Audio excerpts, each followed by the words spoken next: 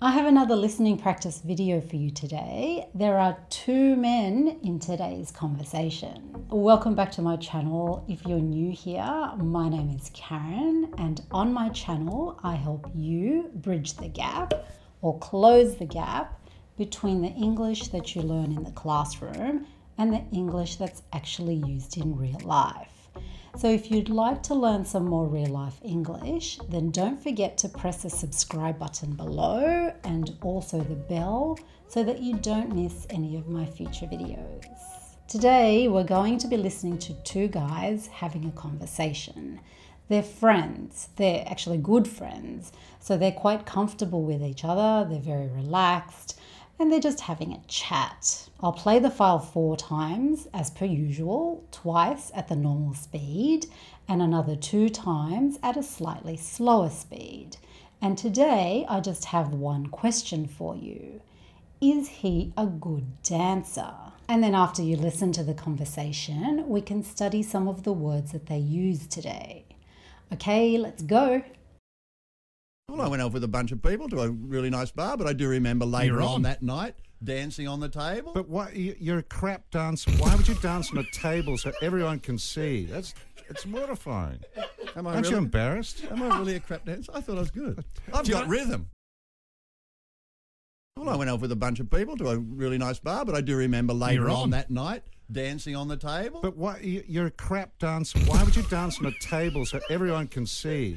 It's mortifying. Aren't you embarrassed? Am I really a crap dancer? I thought I was good. I've got rhythm. Well, I went off with a bunch of people to a really nice bar, but I do remember later on that night dancing on the table. But why, you're a crap dancer. Why would you dance on a table so everyone can see? It's mortifying. Aren't you embarrassed? Am I really a crap dancer? I thought I was good. I've got rhythm.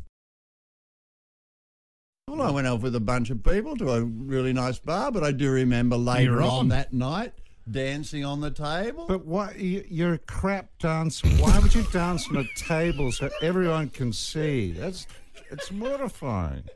Aren't you embarrassed? Am I really a crap dancer? I thought I was good. I've got rhythm.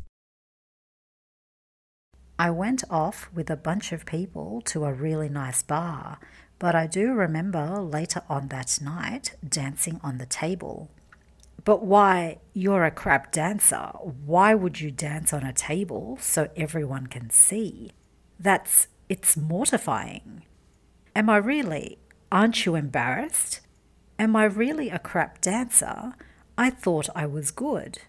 Terrible. I've got rhythm. Now let's study some of the words that they used. The second guy said, "You're a crap dancer." You're a crap dancer. Crap. This is very informal and it can actually be used as a noun or as an adjective, and it just means very bad. But it's actually quite a strong word, so you might hurt someone's feelings if you use this word. So be careful when you use it. Now, if you're talking with friends and just mucking around, so you're just being silly, like the two guys in today's conversation, then it's fine. It's a very informal word, remember, so it's used in much more casual conversations. But like I said, it's actually quite a strong word, so just be careful when using it. But in today's conversation, they're friends, so they're happy to just joke around. And the second guy says that his friend is a crap dancer, so he's saying that his friend is a really bad dancer. And the other meaning of this word, I should tell you, is this. It's not a very nice word. So just be careful with this word when you're using it. Remember who you're talking to. You're a crap dancer. He then continues and says, "Why would you dance on a table so everyone can see? It's mortifying." Why would you dance on a table so everyone can see? It's mortifying. Mortifying. This is an adjective and it means very embarrassing, extremely embarrassing. And mortified means very embarrassed or extremely embarrassed. Do you remember the difference between the two words bored and boring? Well, I made a video about this a while ago, and I'll put a link to that video up here and also down in the description below. So watch that video if you can't remember which one to use, because the same rule applies here. And like with crap, this word has quite a strong feeling that comes with it. It's actually really strong. And because it's such a strong feeling, people don't feel it very often. And so people don't use this word as often as they would say very embarrassing. Now, when would I use this word? For example, if I was a waiter in a restaurant and I spilled food all over a customer, that would be mortifying. Just thinking about it. Imagine spilling soup on a customer. That would be absolutely mortifying. Just thinking about it. Or if I was going to perform a song, for example, if I was going to sing a song and then I go up on stage and then all of a sudden I forget the lyrics. I forget all the words to this song. That would also be quite mortifying. I think I would just run off stage. So these are very embarrassing situations. So things that you would probably remember for quite a long time. So you wouldn't really use this word very often. Well, hopefully you wouldn't have to use this word very often. Why would you dance on a table so everyone can see? It's mortifying. One thing that I also wanted to mention was the word dance. Actually, the two words dance and dancer. And these two words can actually be said in two different ways. You can say dance or dance, dancer or dancer. And dance and dancer both have a bit of a posh upper class feeling to it, that you grew up in a rich suburb in Australia, you have rich parents, you went to a posh school. So sounding like this, like saying dance or dancer, can actually make you sound a bit arrogant in Australia. It can make you sound like you're more important or that you know more than other people.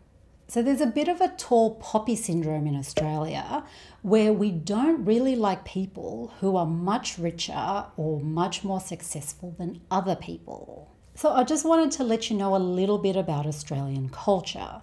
So if you start showing off and say things like, oh, I danced with the Royal Ballet and then went on to dance with the New York City Ballet, then you're going to sound very arrogant in Australia. It's just Australian culture, and I just wanted to let you know about this. I obviously did not grow up in a rich area or go to a posh school because I say dance. But in today's conversation, one guy says dance and the other guy says dance. You hear it said both ways in today's conversation. And the last sentence in today's conversation was, I've got rhythm. I've got rhythm. Rhythm. This is usually about music, and rhythm is like a repeating sound or a repeating movement. So you can tap a rhythm on the table, or you can move or dance to the rhythm of the music. And sometimes it's not about music. So for example, your heart has a certain rhythm to it. So when people think that they're a bad dancer, they usually say that they have no sense of rhythm. But the guy today, he says, I've got rhythm. I've got rhythm. So what's the answer to today's question? Is he a good dancer? Well, he thinks he is because he says, I thought I was good and I've got rhythm. I thought I was good. I've got rhythm. But his friend said, you're a crap dancer. And when he asked his friend, am I really a crap dancer? His friend replied with, terrible. So his friend thinks that he's a really bad dancer. Am I really a crap dancer? I thought I was good. I've got rhythm. Let's listen to the conversation one more time at the normal speed and see how much more you can understand this time around. Well, I went off with a bunch of people to a really nice bar, but I do remember later on that night dancing on the table. But why, you're a crap dancer. Why would you dance on a table so everyone can see? It's mortifying. Aren't you embarrassed? Am I really a crap dancer? I thought I was good. I've got rhythm. Thank you for watching today. Keep practicing, stay safe out there, and I shall see you in the next video. Bye!